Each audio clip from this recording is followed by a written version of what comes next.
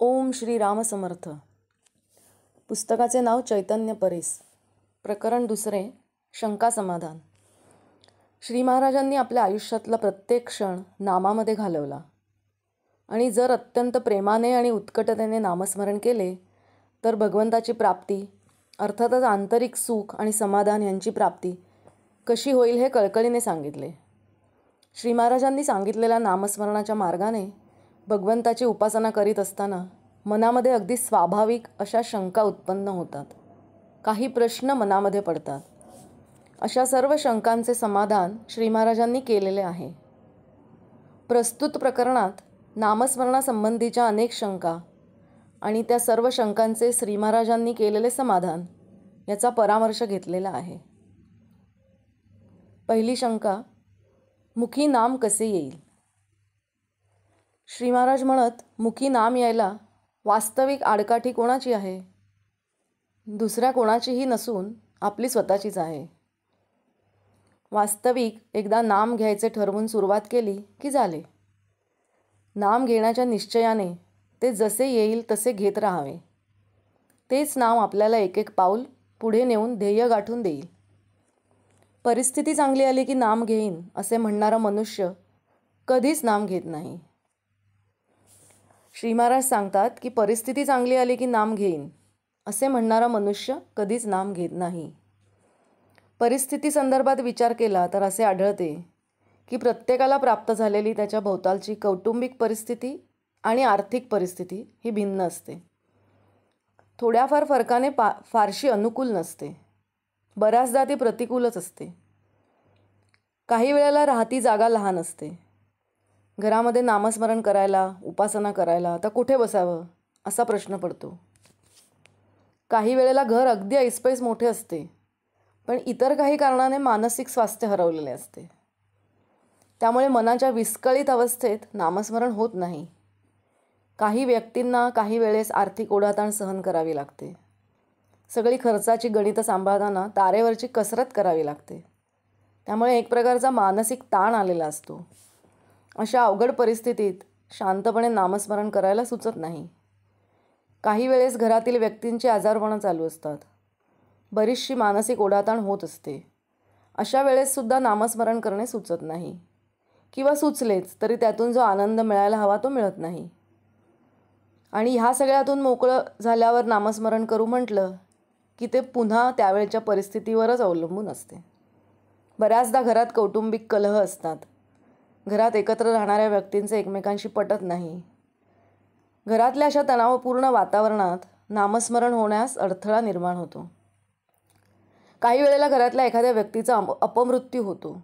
घर पूर्णपणे निराशेच्या गर्तेत जाते. जगण्यातला आनंद पूर्णपणे मावळून जातो. मनच थाऱ्यावर नसते. अशा वेळेस परमेश्वरीय शक्तीवरचा विश्वास डळमळीत होण्याची शक्यता निर्माण होते.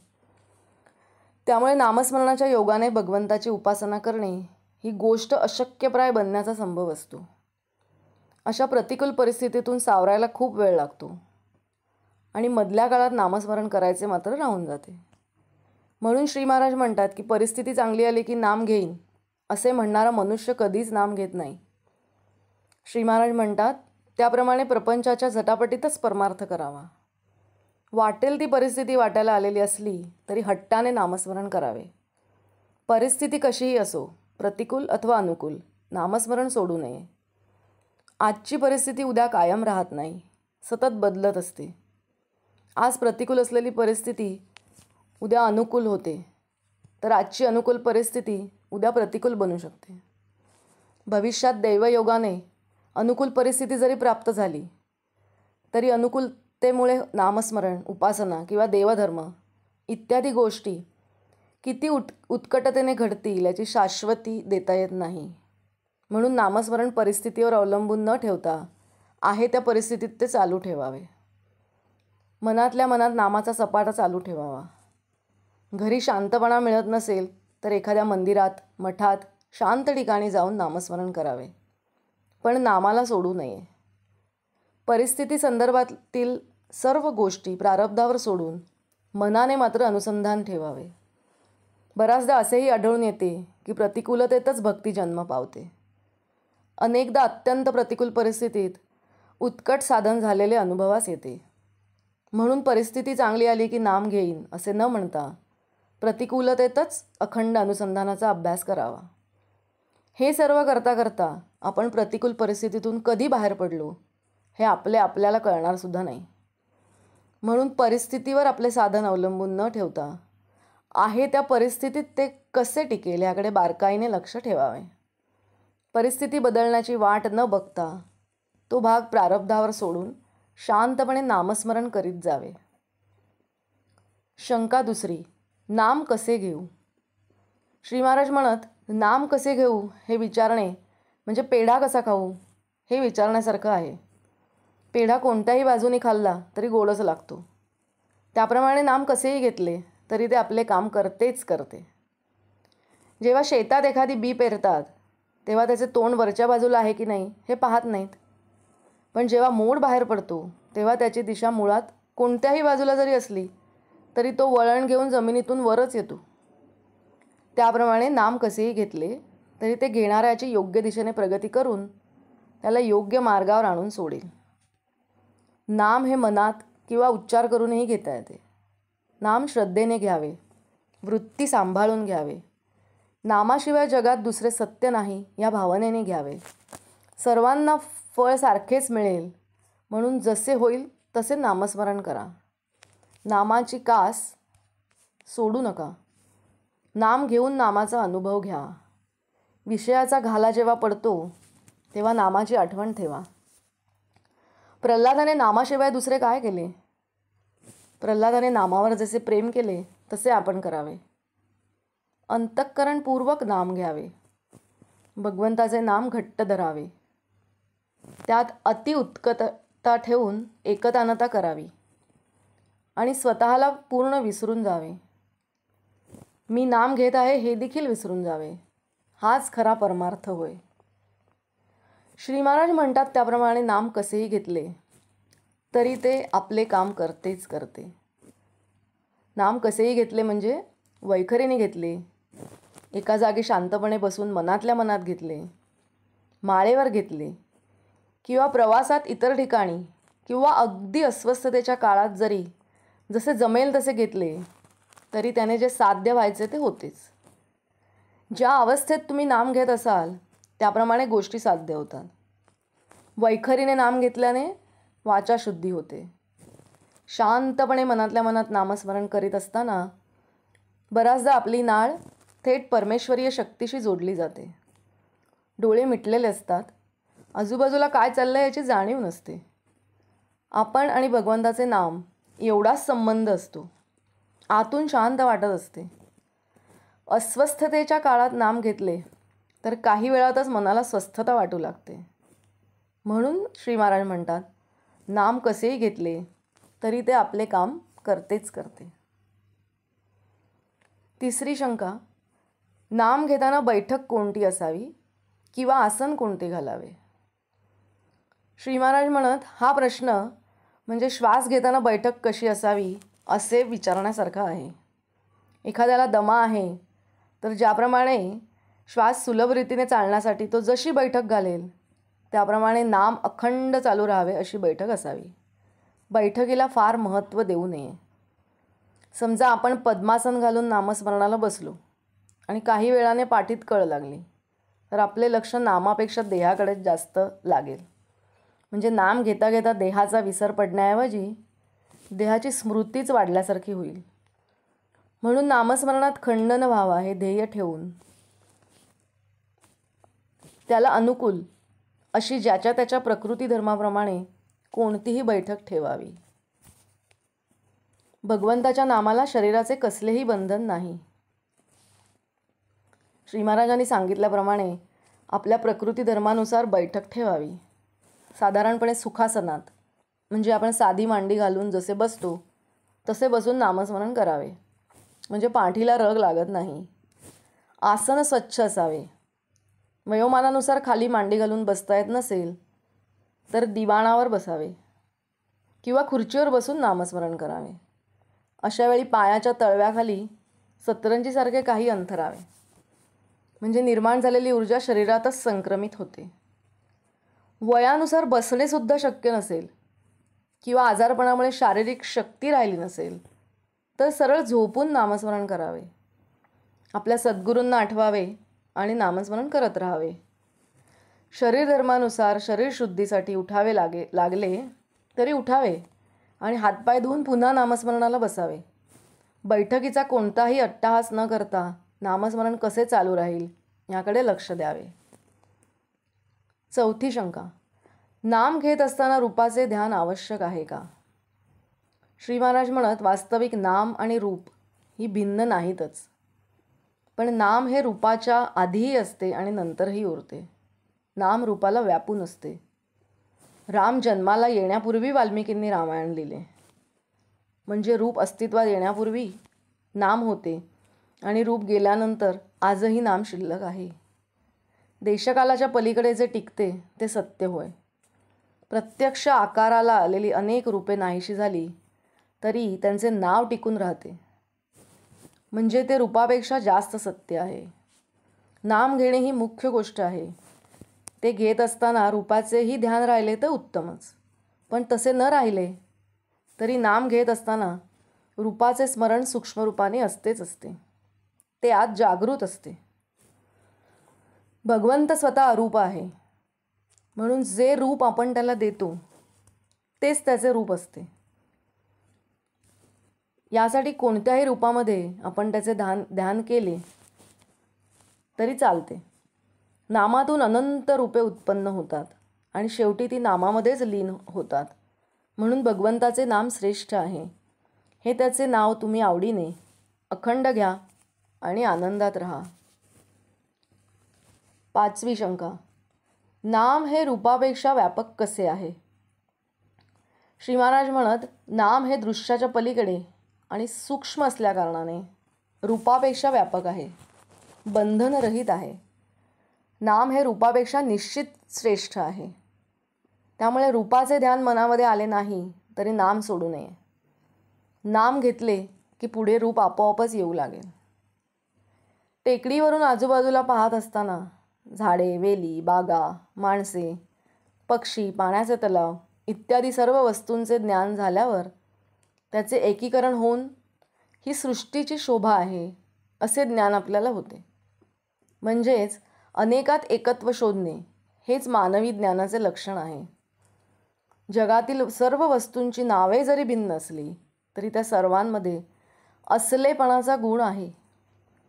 सजीव प्राणी झाला तरी तो आहे, निर्जीव वस्तू झाली तरी ती आहे. आनंदाला सुद्धा आहेपणाचा गुण आहे. या असणेपणाच्या गुणालाच नाम असे म्हणतात. यालाच ओंकार असे म्हणतात. ओंकारातून सर्व सृष्टी उगम पावली. ते परमात्म्याचे स्वरूप आहे.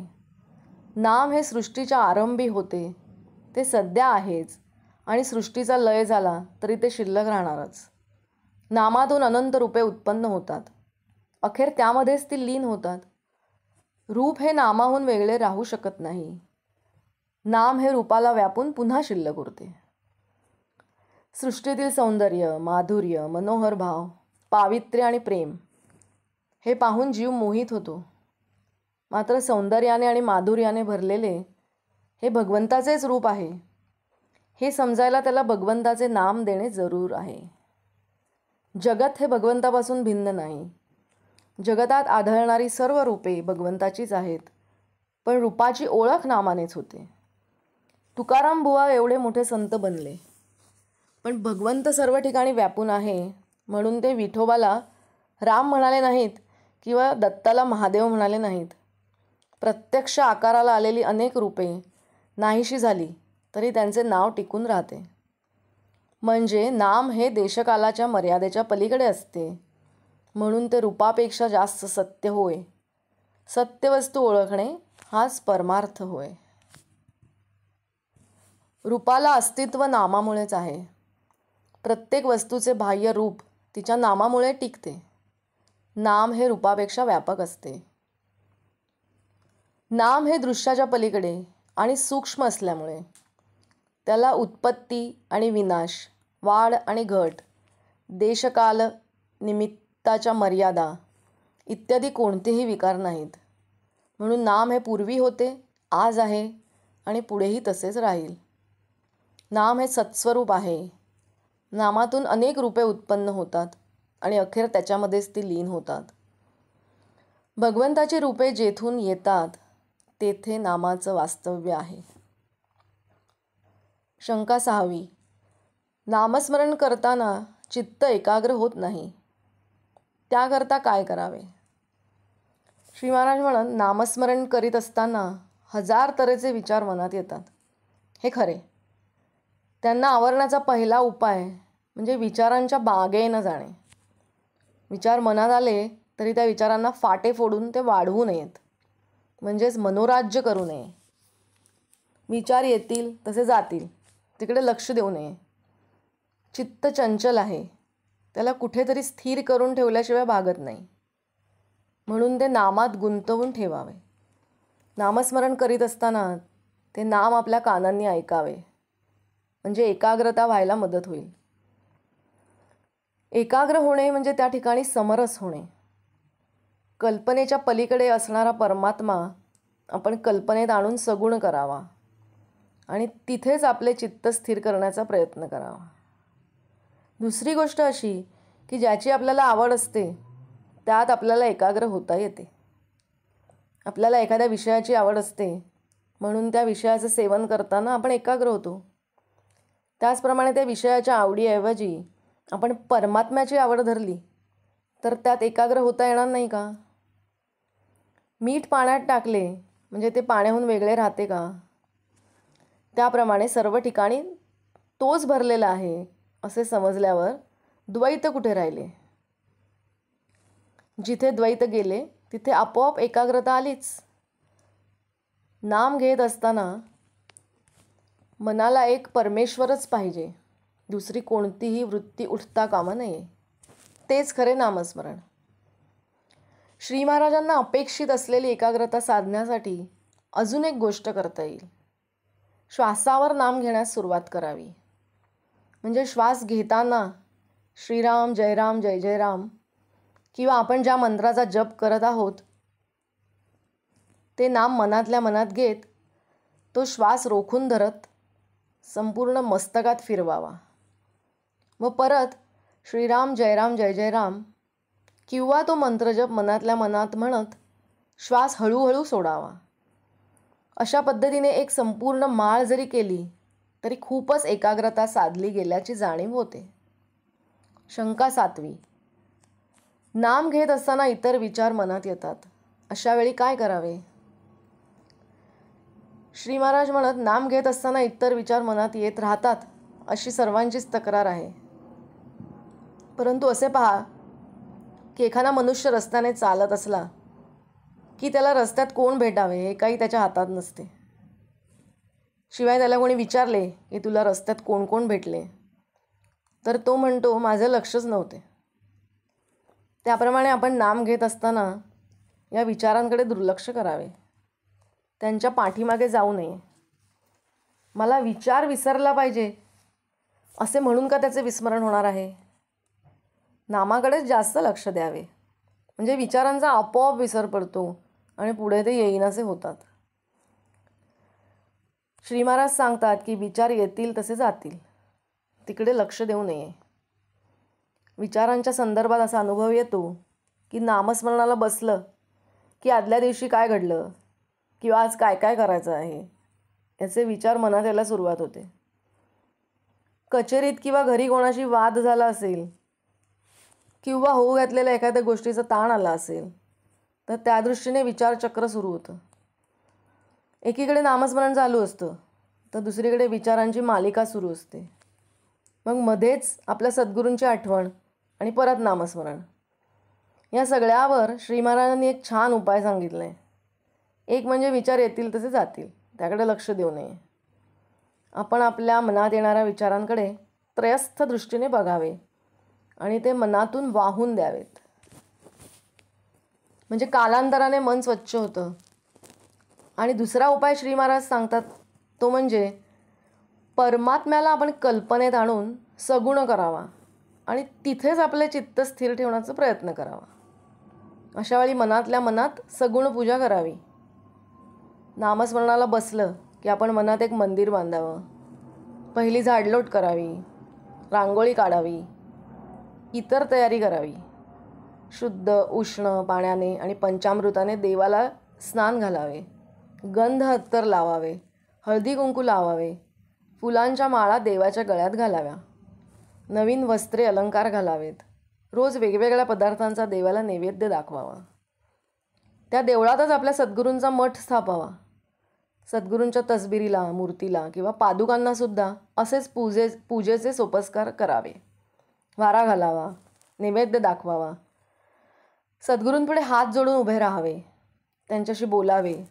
त्यांना विचारावं की सगळं व्यवस्थित चाललं आहे ना, काही चुकत नाही आहे ना. काही चुकत असेल तर त्यांची क्षमा मागावी आणि त्यांना सांगावं की मी माझ्यात सुधारणा करेन, परत असं वागणार नाही असे म्हणून आरती करावी. सनई चोघडा वाजवावा. त्यानंतर मानसपूजेत दाखवलेला नैवेद्य स्वतःही ग्रहण करावा. ही सगळी मानसपूजा करत असताना मनातल्या मनात नामस्मरण चालू ठेवावे. बाकीचे विचार आपोआप जसे येतात तसे निघून जातात. शंका 8वी. नाम कुठवर घ्यावे. श्री महाराज म्हणत, आपला श्वास चालू आहे किंवा स्वतःची स्मृती आहे तिथपर्यंत नाम घ्यावे. अक्षरशः जीव जाईपर्यंत, म्हणजेच मीपणाने मरेपर्यंत नाम घ्यावे. शेवटी मी जातो आणि नाम शिल्लक राहते. नाम घेता घेता जेव्हा मी नाम घेतो हेही स्मरण राहत नाही, तेव्हाच त्या नामात रंगून गेलेल्या माणसाचे पर्यवसान एकांतात होते. एकांत म्हणजे नाम घेणारा मी एक, त्या एकाचाही अंत होणे, म्हणजेच देहबुद्धीचा विसर पडणे किंवा देहबुद्धीच्या पलीकडे जाणे. आपल्याला स्वाभाविक समाधान मिळेपर्यंत नाम घ्यावे. श्री महाराजांनी सांगितल्याप्रमाणे आपल्याला स्वाभाविक समाधान मिळेपर्यंत नाम घ्यावे. अशावेळी नामस्मरणाची एक लय पकडावी. आतल्या आत आनंदाची निर्मिती सुरू झालेली असते. नामस्मरण आवर्तने आतल्या आत अशी सुरू असतात की आता ते थांबवायचे म्हटले तरी थांबवता येत नाही. अशावेळी आपल्याला स्वाभाविक समाधान मिळेपर्यंत नाम घ्यावे. कालांतराने नामाचा जोर हळूहळू कमी होतो आणि नाम आत स्थिरावते. ती वेळ येईपर्यंत नामस्मरण चालू ठेवावे. शक्यतो मध्येच थांबवू नये, कारण नामस्मरणाच्या वेळी शक्तीचे संक्रमण शरीरात सुरू झालेले असते. आपण मध्येच उठल्याने ती साखळी खंडित होते आणि त्यामुळे थोडीशी मानसिक अस्वस्थता येते. म्हणून श्री महाराज म्हणतात की आपल्याला स्वाभाविक समाधान मिळेपर्यंत नाम घ्यावे. शंका 9वी. नाम सद्गुरूंकडूनच घेणे जरुरीचे आहे की आपणच आपल्या आवडीप्रमाणे घेतले तरी चालेल. श्री महाराज म्हणत, भगवंताचे नाम स्वतः सिद्ध आहे आणि परिपूर्ण आहे. त्याला दुसऱ्या कुठून पूर्णता प्राप्त करून घ्यायची असते असे नाही. म्हणून सद्गुरूंकडून घेतलेले नाम आणि आपण स्वतःच्या पसंतीने घेतलेले नाम यात फरक करता येत नाही. तरीसुद्धा सद्गुरूंकडून घेतलेल्या नामाचे वैशिष्ट्य हेच की ते नामाच्या पाठीशी सत्तारूपाने असतात आणि आपल्याकडून नामस्मरण होण्यास त्यांची आपल्याला फार मदत होते. त्यामुळे आपल्या हातून होत असलेले नामस्मरण त्यांच्या सत्तेनेच होत आहे ही जाणीव राहून मी नामस्मरण करतो असा अहंकार उत्पन्न व्हायला वावच राहत नाही. सद्गुरू भेट होईपर्यंत मात्र आपणच आपले नामस्मरण करीत राहणे आवश्यक आहे, कारण ते नामस्मरणच आपल्याला सद्गुरूंची भेट घडवून आणेल. आधी संतांची भेट होणे कठीण.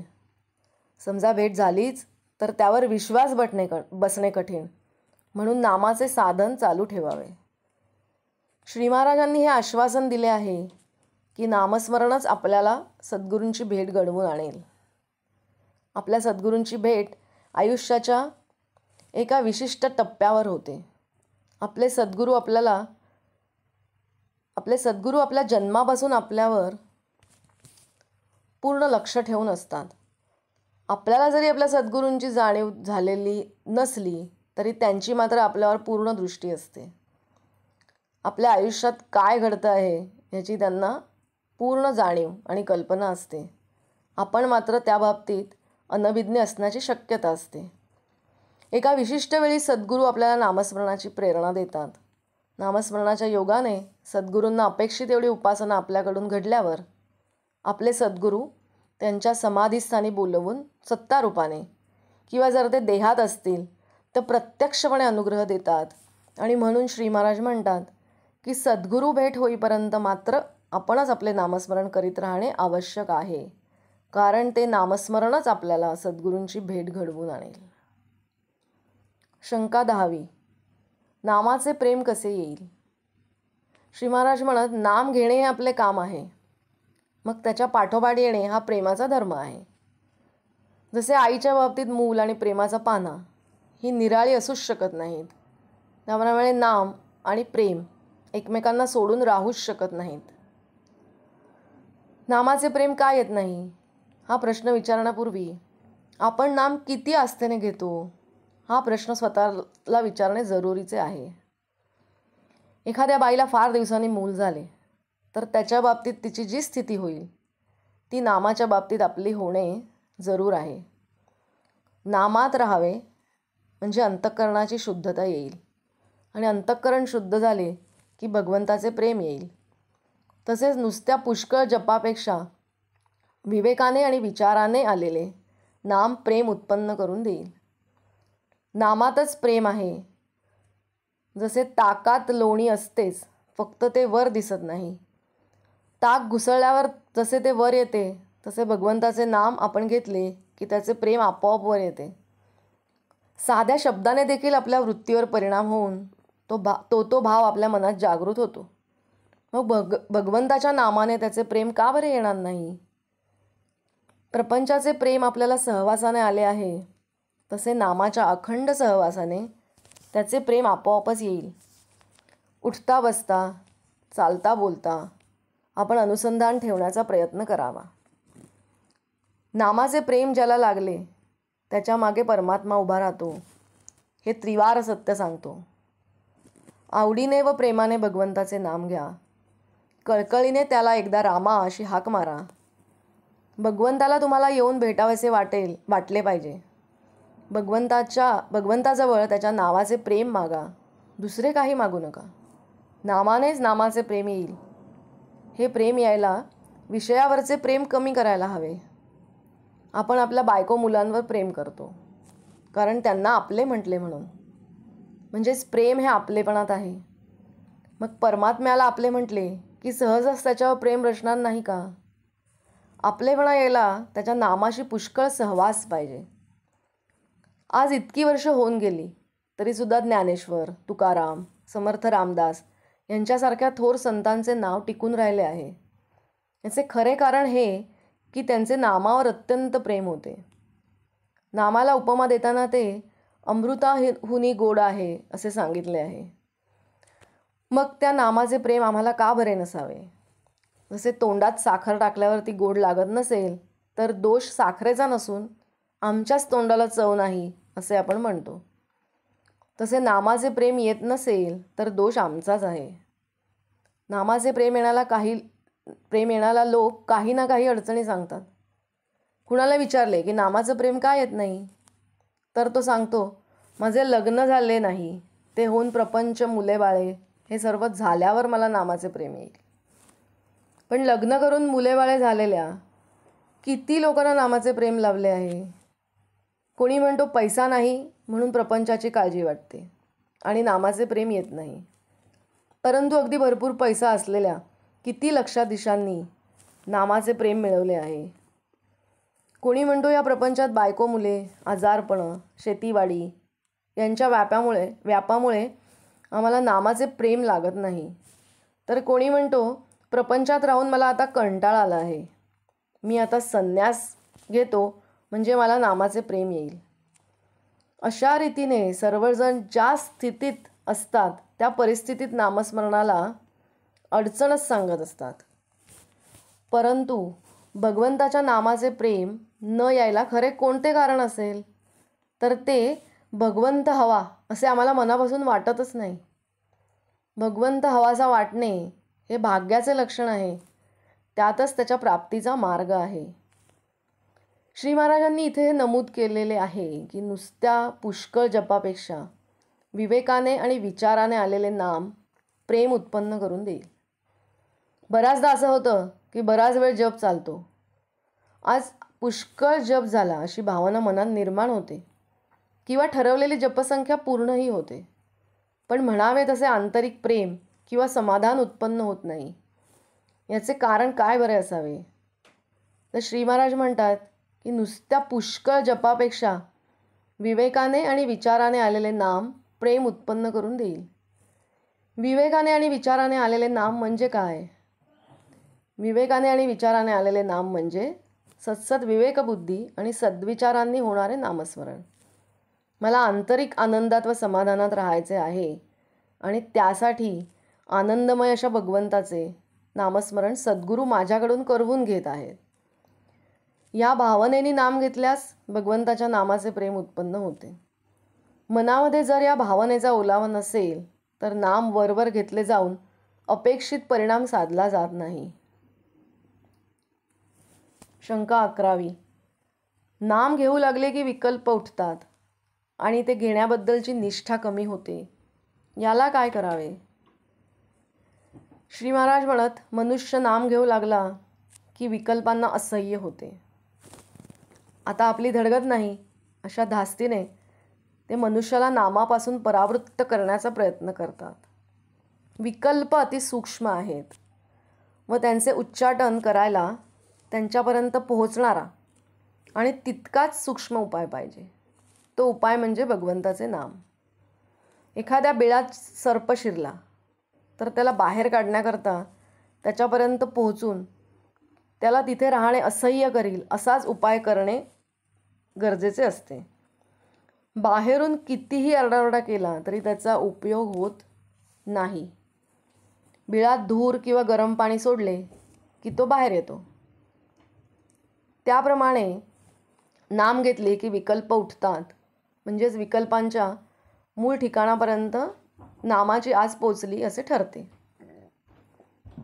तर मग नाम घेऊ लागल्यावर विकल्प येऊ लागले तर गांगरून न जाता हे सूचिन्ह आहे असे समजून विकल्पांच्या उच्चाटनाची गुरुकिल्ली मिळाली अशा जाणीवेने जास्त आस्थेने नाम घेण्याचा निश्चय करावा. हाच त्याला उपाय. नामाबद्दल सुरुवातीला सर्वांचीच वृत्ती साशंक असते, पण आपण सतत नाम घेत गेल्यानेच विकल्प कमी होतात. शहाण्या माणसाने उगीच विकल्प न लढविता भगवंताचे स्मरण ठेवायला आरंभ करावा. नामच शंकांचे निरसन करील व विकल्पांनाही पायबंद घालेल. शंका 12वी. भगवंताच्या नामाची गरज का आहे? श्री महाराज म्हणत, खायला प्यायला पोटभर, बायको मुले, घरदार सर्व असताना आपल्याला काळजी आणि तळमळ का असते हे कळत नाही. म्हणजे दुःखाचे खरे स्थान कुठे आहे हे कळत नाही. ते कळण्यासाठी भगवंताच्या नामाची गरज आहे. भगवंता वाचून आपल्याला दुसरा आधार नाही, म्हणून नाम घेतले पाहिजे. श्री महाराज म्हणतात त्याप्रमाणे दुःखाचे खरे स्थान कोठे आहे हे कळण्यासाठी भगवंताच्या नामाची गरज आहे. आपल्याला याचा अनुभव येतो की प्रपंचात सगळं काही असतं. सगळी भौतिक सुबत्ता असते, सगळी सुख पायाशी लोळण घेत असतात, पण मानसिक स्वस्थता मिळत नाही. सतत कुठली तरी काळजी आणि तळमळ असते. मनाला सतत एक टोचणी असते. आपल्या मनासारखं घडत नसल्यामुळे किंवा समोरची व्यक्ती आपल्या मनासारखं वागत नाही म्हणून सतत अस्वस्थता असते. किंवा व्यावहारिक आयुष्यात काहीतरी मिळवायचं असतं आणि सतत त्याचाच विचार चालू असतो. बऱ्याचदा भविष्याविषयीची काळजी असते आणि या सगळ्या प्रापंचिक विषयातून मनाची स्थिरता राखण्यासाठी भगवंताच्या नामाची गरज आहे असं श्री महाराज सांगतात. नामस्मरणाच्या सहाय्याने आपल्या आयुष्यात घडणाऱ्या बऱ्या वाईट गोष्टींकडे आपण त्रयस्थ दृष्टीने बघू शकतो व त्याचा परिणाम मनावर होऊ न देता नामस्मरण कसे चालू राहील याचा विचार आपण करू शकतो. अनेकदा असं होतं की व्यवहारात काही मनाविरुद्ध झालं, कुठलं अपयश आलं किंवा आपल्याला कोणी काही बोललं, कोणाशी काही वाद झाला की मनाची आनंदी अवस्था जाऊन त्याची परिणती ताण येण्यात किंवा निराश होण्यात होते. अशा वेळेस माणूस मनाची आनंदाची अवस्था परत आणण्यासाठी बाह्य विषयापासून आनंद प्राप्त करण्याचा प्रयत्न करतो. पण अशा पद्धतीने विषयात गुंतलेले मन विषय भोगून संपला की पुन्हा अस्वस्थ होते, पुन्हा निराशेचा खेळ सुरू होतो. म्हणजे बाह्य विषयात आनंद नाही आणि त्यापासून आनंद मिळू शकत नाही हे लक्षात येते. पण तीच अस्वस्थता शांतपणे देवापुढे आसन घालून डोळे मिटून नामस्मरणाला बसलं की काही वेळातच नाहीशी झाल्याचे जाणवते. मन पुन्हा स्वस्थतेकडे मार्गक्रमण करू लागते. बऱ्याचदा आपल्याला आपले दोष कळून येतात. आपण एखाद्या व्यक्तीशी उगीचच असे वागलो, आपण असे बोलायला नको होते, या सगळ्या गोष्टींची जाणीव नामस्मरण चालू असताना होते. किंवा तुम्ही जर तुमच्या जागी बरोबर असाल तर समोरच्या माणसाच्या वागण्याचा त्रास करून घ्यायचा नाही इतपत मनाची तयारी होते. आपल्याला वाटणाऱ्या दुःखाचे, काळजीचे, तळमळीचे, अस्वस्थतेचे मूळ बऱ्याचदा आपल्या देहबुद्धीतच आहे हे कळते. आणि श्री महाराज म्हणतात त्याप्रमाणे ते कळण्यासाठी भगवंताच्या नामाची गरज आहे. शंका 13वी. नाम श्रद्धेने घेणे म्हणजे काय? श्री महाराज म्हणत नाम श्रद्धेने घेणे म्हणजे मनात कोणतीही शंका न येता नाम घेणे. ही स्थिती फार भाग्याची पण तितकीच दुर्मिळ. निष्ठेने नाम घेणे म्हणजे शंकारहित नाम घेणे. शंका अनेक तऱ्हेच्या असतात. आपण जे नाम घेतो ते भगवंतापर्यंत पोचते की नाही ह्या एका शंकेत सर्व शंकांचा समावेश होतो. कोणत्याही तऱ्हेच्या शंका कुशंका न घेता कशाही तऱ्हेने आपण नाम घेत राहावे हे उत्तम. म्हणजे विनाकारण काळ फुकट घालविला अशी पश्चात्तापाची पाळी येणार नाही. भगवंताने सांगितले आहे की जेथे माझे नाम तेथे मी पुरुषोत्तम. या वचनावर विश्वास ठेवून नाम घ्यावे. आम्ही सुस्थितीत असलो की आमचे नामस्मरण अधिक होते. त्यात काही बिघाड झाला की तिकडेच सारे लक्ष वेधते. याला कारण आमचे स्मरण हे वरवरचे असते. श्रद्धेने नामस्मरण करणे आपल्याला कठीण जाते. जसे लहान मूल काही झाले की आपल्या आईलाच हाक मारते तसे परमेश्वर स्मरणाच्या बाबतीत झाले पाहिजे. शंका 14वी. आपण जे नाम घेतो ते भगवंतापर्यंत पोचते का? श्री महाराज म्हणत भगवंत व त्याचे नाम एकरूप असल्याने त्या दोहोंच्या आड काहीच येत नाही. एखाद्या व्यक्तीच्या पाठीमागून आपण चालत असता आपण त्याचे नाव घेतले तर ती व्यक्ती लगेच मागे वळून बघते. ही जर मनुष्याची स्थिती तर भगवंतापर्यंत त्याचे नाव पोचणार नाही असे कसे शक्य आहे? भगवंताचे नाम त्याच्याच कृपेने आपल्या मुखात येते म्हणजे त्याचे नाव तोच घेत असतो. शंका 15वी. नामाचा अनुभव कोणता? श्री महाराज म्हणत नामाचा अनुभव नामाव्यतिरिक्त दुसऱ्या कशात पाहू नये. म्हणजे नामापासून दुसरे काही मिळवायचे आहे ही कल्पनाच नसावी. नाम मुखी येते हाच नामाचा अनुभव. ज्या प्रमाणात आपल्या हातून नामस्मरण घडेल त्या प्रमाणात आपल्याला नामाचा अनुभव आला असे समजावे. अखंड नामस्मरण टिकले की हा पुरा अनुभव आला. प्रथम वाचेने नाम घेण्यास सुरुवात करावी आणि ते नाम अखंड घेण्याचा प्रयत्न करावा. मग ते नाम मनाने आतल्या आत होऊ लागते. नामस्मरण करता करता चित्त एकाग्र होते. देहबुद्धी विसरून नाम घेणे हेच निर्गुण होणे आहे. भगवंताच्या नामाचा नाद लागला तर दुःखाची जाणीव कमी होते. मोह, लोभ इत्यादी संसारातल्या अडचणी नामाने समजतात आणि दूर करता येतात. विस्तवाजवळ तूप ठेवले की ते वितळते. तसेच नामाची शेगडी ठेवली की अभिमान वितळलाच पाहिजे हाच नामाचा अनुभव. शंका 16वी. प्रारब्धाचे भोग काही केल्या टळत नाहीत, ते भोगावेच लागतात. मग त्यामध्ये भगवंताच्या स्मरणाची काय गरज आहे? श्री महाराज म्हणत आपल्या कर्माचे भोग आपल्याला भोगावेच लागतात. पण भोग आले की आपल्या मनाला चैन पडत नाही. तिथे मनाला भगवंताच्या स्मरणात गुंतवून ठेवले की आपले समाधान टिकते.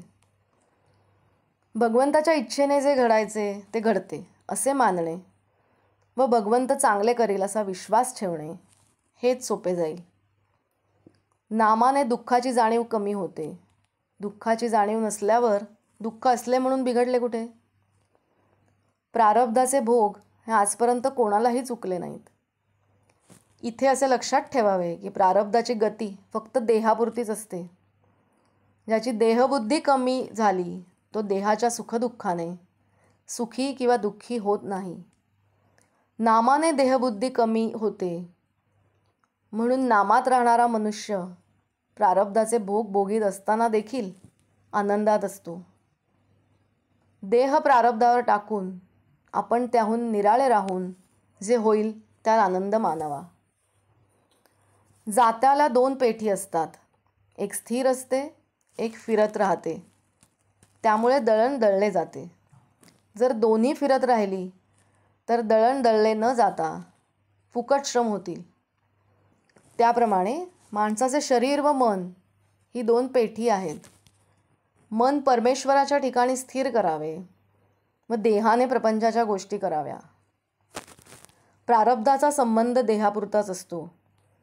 प्रारब्धरूपी खुंटा देहरूपी पेठ्यात बसवून त्याला फिरवतो. मनरूपी पेठेत स्थिर ठेवावे. देह प्रारब्धावर सोडावा. याहून नामाचे साधन दुसरे काय? कर्ज फिटताना जसा आपल्याला आनंद होतो तसा देहभोग भोगताना आपल्याला आनंद झाला पाहिजे. प्रारब्ध टाळणे हे लोकांचे कर्ज बुडवणेच होय. आपला म्हणजे मीपणाचा आणि प्रारब्धाचा नाश बरोबरच होतो. भगवंताला अशी प्रार्थना करावी की देवा, प्रारब्धाने आलेले भोग येऊ देत पण तुझे अनुसंधान मात्र चुकू देऊ नकोस.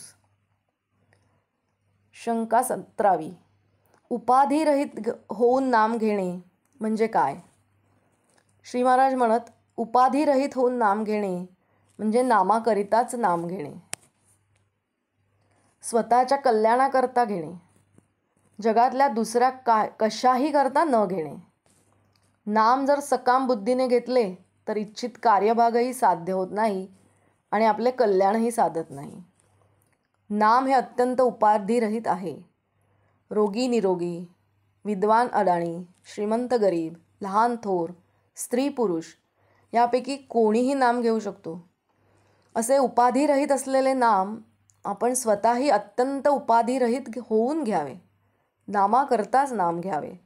त्याचा संबंध आपल्या इच्छा अपेक्षांशी ठेवू नये. नामाकरिता नाम घेतल्याने मन आपोआप अंतर्मुख होऊन जाते. नामाच्या सहाय्याने मन अंतर्मुख केल्यावर आनंद सापडतो. आपल्या हृदयातच तो सापडतो. नामाकरिताच नामस्मरण करावे. तेही सद्गुरूच आपल्याकडून करून घेतात या भावनेने करावे. म्हणजे मी नाम घेतो ही अहंकाराची भावनाच उत्पन्न होणार नाही. शंका 18वी. म्हातारपणी नामस्मरण करू असे म्हणणे बरोबर आहे काय? श्री महाराज म्हणत, देह केव्हा जाईल याचा नेम नाही. म्हणूनच वृद्धापकाळी नामस्मरण करू असे म्हणू नये. उद्याची सुद्धा खात्री नाही म्हणून शक्य तितक्या त्वरेने नामस्मरण करण्यास सुरुवात करावी. श्री महाराजांनी या गोष्टीचा अत्यंत तळमळीने उपदेश केलेला आहे की उद्याची सुद्धा शाश्वती नाही, म्हणून अगदी या क्षणापासून नामस्मरण करण्यास सुरुवात करावी. बऱ्याचदा असं आढळून येतं की काही व्यक्ती स्वतःच आपल्या मनाशी हे घट्ट ठरवून ठेवतात की देवधर्म, जपजाप्य या म्हातारपणी करायच्या गोष्टी आहेत. आयुष्य एकदाच मिळतं, मग आयुष्याच्या प्रत्येक टप्प्यावर तुम्ही त्या त्या वयातील नैसर्गिक मनोवृत्तीतूनच वागले पाहिजे आणि त्या त्या वयात जे जे करणे असेल ते केले पाहिजे. म्हणजे तुम्ही लहान असाल तर तुम्ही बालवयानुसार वागले पाहिजे. तरुण असाल तर तारुण्यातील आनंद तारुण्यातच उपभोगला पाहिजे. मध्यमवयीन असाल तर उद्योगधंदा, बायको मुले, घरदार इत्यादी प्रापंचिक गोष्टींकडेच लक्ष दिले पाहिजे. देवधर्म, जपजाप्य ह्या सर्व निवृत्तीनंतर करायच्या गोष्टी आहेत.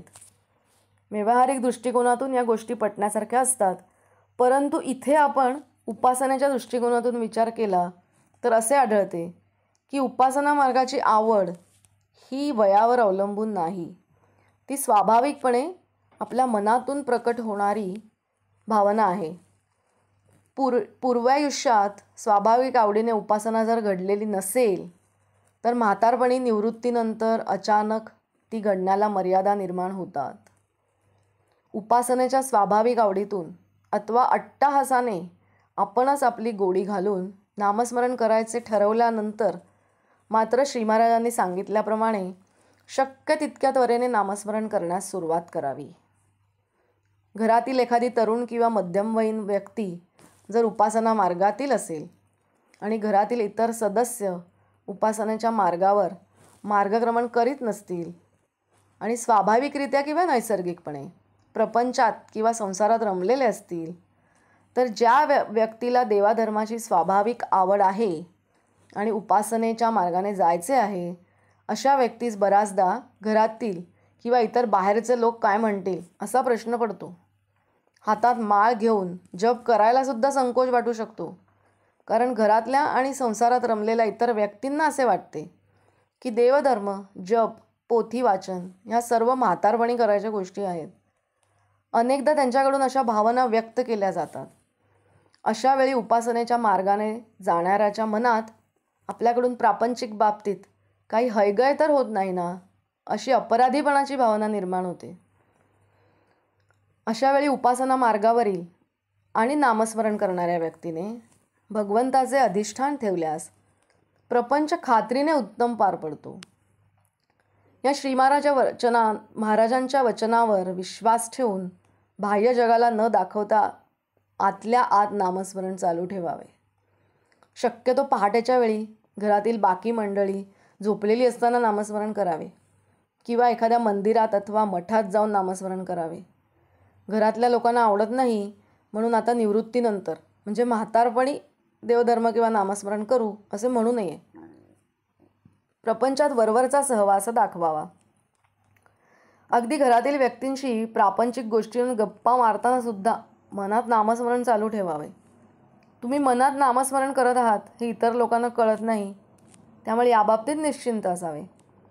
कारण एकदा मृत्यू आल्यानंतर साधन करायला देह उरत नाही आणि मृत्यू कधी येईल हे सांगता येत नाही. त्यामुळे देह जोपर्यंत आहे तोपर्यंत आपण नामस्मरण करू शकतो हे लक्षात घेऊन लगेचच नामाला लागावे. कारण आयुष्याच्या सुरुवातीपासूनच जर स्वाभाविक आवडीने किंवा श्री महाराजांच्या विचारांवर विश्वास ठेवून आपणच त्यात गोडी घालून नामस्मरण केले किंवा साधन होत गेले तर आयुष्य जगताना त्याचा अत्यंत उपयोग होतो. चित्तशुद्धी होऊ लागते, दोषांची जाणीव होऊ लागते, अंतःकरण शुद्ध होत जाते, अभिमान गळून पडायला लागतो, दुसऱ्याचा द्वेष करण्याची प्रवृत्ती हळूहळू कमी होते, आयुष्याबद्दल असूया वाटेनाशी होते, हवे नको पण जाते आणि आहे त्या परिस्थितीत समाधान टिकवता येते. आयुष्यात वाटेल ते प्रसंग आले तरी सद्गुरूंवर विश्वास ठेवून अखंड अनुसंधान टिकवता येते. शाश्वत सुखाची आणि आनंदाची प्राप्ती होते.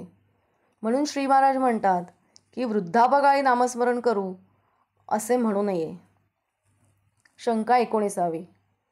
परमेश्वराची भक्ती करावी, त्याचे नामस्मरण करावे असे पुष्कळ लोकांना वाटते, पण काही ना काही कारणांनी ते घडत नाही. असे का व्हावे? श्री महाराज म्हणत असे घडण्याचे कारण म्हणजे माया आड येते. माया ही भगवंताच्या सावलीसारखी आहे. एखाद्या इसमाला तू ये पण तुझी सावली आणू नकोस असे म्हटले तर कसे शक्य होईल? म्हणून माया ही राहणारच. मग मायेच्या तावडीतून सुटून भगवंतापर्यंत पोचायचे कसे हाच प्रश्न आहे. या प्रश्नाचे उत्तर एकच, भगवंताचे नाम घेणे. नामानेच मायेच्या तावडीतून सुटून भगवंतापर्यंत जाता येते. जसे व्यक्तीशिवाय सावलीला अस्तित्व नाही तसे मायेला सावलीप्रमाणेच स्वतंत्र अस्तित्व नाही. माया परमेश्वराच्या अधीन आहे. सर्व विश्व हे मायारूप आहे, म्हणजेच ते परमेश्वराची छाया आहे. या विश्वाला आधार परमेश्वरच आहे. नाम म्हणजे भगवंताच्या सहीचे पत्र. मायारूपी रखवलदार ती सही पाहून आत सोडील म्हणजे भगवंताची भेट होईल. भगवंत जर कृपण असेल तर तो नामभक्ती देण्यात आहे. तुझ्या नामाचे प्रेम दे असं मागावे. बाकी सगळे देईल पण नामप्रेम तो फार क्वचित देतो, म्हणून आपण तेच मागावे. नामाच्या अनुसंधानात राहावे, मग आनंदात असावे. शंका विसावी, नामाने भगवंताची प्राप्ती कशी होईल? श्री महाराज म्हणत, राम राम म्हणण्याचा शेवट रामाच्या प्राप्तीत म्हणजे स्वतःच्या विस्मरणात होतो. देहबुद्धीतून देहाच्या पलीकडे जाणे, स्थूलातून सूक्ष्माच्या पलीकडे जाणे हा त्याचा परिणाम. मनाच्या सर्व दुःखाला कारण देहबुद्धी आहे. ती जायला उपाय एकच, प्रेमाने भगवंताचे नामस्मरण करावे. त्याच्या योगाने सर्व मल जाईल. नामस्मरणच रामाची गाठ घालून देईल. चित्तात तशी तळमळ मात्र पाहिजे. मीपणा टाकावा आणि परमात्म्याचे होऊन राहावे. नामाने भगवंताची प्राप्ती होणार ही खात्री असावी. भगवंताचे नाम हे औषध आहे आणि भगवंताची प्राप्ती हे त्याचे फळ आहे. औषध मात्र थेंब थेंब आणि सतत पोटात गेले पाहिजे. शुद्ध परमात्मा स्वरूपाच्या अगदी जवळ कोणी असेल तर ते फक्त नामच होय. म्हणून नाम घेतल्यावर भगवंत आपल्याजवळ असल्यासारखाच आहे. शंका 21वी, अंतःकाळी नामस्मरण होणे हे कसे साधावे? श्री महाराज म्हणत, अंतःकाळी नामस्मरण होणे म्हणजे अंतःकाळ साधणे. हा साधण्यासाठी आयुष्यभर नामस्मरण करायला पाहिजे. आपण सध्या राहतो ते शरीर म्हणजे भाड्याचे घर समजावे. भाड्याच्या घरातून स्वतःच्या मालकीच्या घरात राहायला जाताना जसा आनंद वाटतो तसा शरीर सोडताना वाटला पाहिजे. भगवंताचे घर हेच आपले घर ह्याची खात्री झाली की ते जमेल. त्यासाठी सतत भगवंताच्या नामात राहावे. अंते मतिही सा गतिही अशी आपल्यात म्हण आहे. जन्मात जे केले नाही ते मृत्यूच्या वेळेला कसे आठवता येईल? एवढ्याकरता भगवंताच्या अखंड नामस्मरणात राहावे. श्रीराम समर्थ.